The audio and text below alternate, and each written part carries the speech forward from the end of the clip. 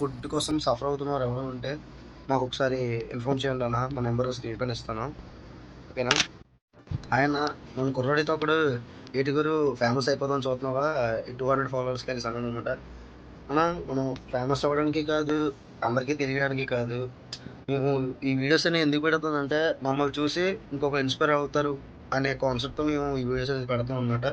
అన్న, ఇప్పుడు మాకు వచ్చేది ఒక రూపాయి కూడా ఉండదు ఇందులో. ఇప్పుడు ఏదైనా ఫుడ్ డొనేషన్కి సపోజ్ ఒక 30 మెంబర్స్ చెప్పారనుకో, మాకు అందులో ఒక రూపాయి కూడా మేము తీసుకోము. నెక్స్ట్ ఛార్జెస్, ట్రావెల్ ఛార్జెస్ కూడా మేము తీసుకోము. జస్ట్ ఫుడ్ ఏదైతే ఉందో అది మేము మీకు ఇస్తారో మేము వెళ్ళి డొనేట్ చేస్తాం అంతే. ఇంకా అందులో వచ్చి మాకు ఒక రూపాయి ఉండదు, ఏమి ఉండదు. అంతేనా?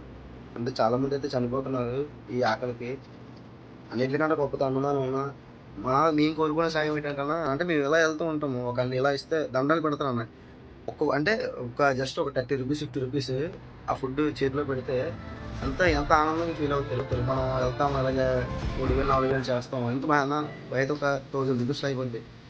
అంటే నాకు బర్త్డేస్ అనే కాదు, సపోజ్ బర్త్ అంటున్నా సరే, ఏమన్నా సరే మేము ఏదైనా తీసుకుంటాం అన్న. ఏదైనా ఫుడ్ మేము డొనేట్ చేస్తాం. మీరు కూడా మాతో రావచ్చు. మీకు ఏ డౌట్స్ ఉన్నా మేము చెప్తాం అని. ఇంకా మీ అనకాపల్లిలో ఫుడ్ డొనేట్ చేస్తారని అడిగాను అనుకుంటున్నాను. లేదన్నా, మొత్తం మాకు వీలు ఉన్నంత వరకు మాకు సపోర్ట్ బట్టి, పార్సల్స్ బట్టి మాకు ఎంత ఫుడ్ డొనేట్ చేస్తే గాజువాక వస్తామో, వైజాగ్లో ఎక్కువ మంది ఉన్నారన్న.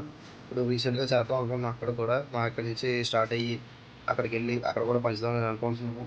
మనకి మన టీం కూడా బాగా సపోర్ట్ చేస్తారు మనకి.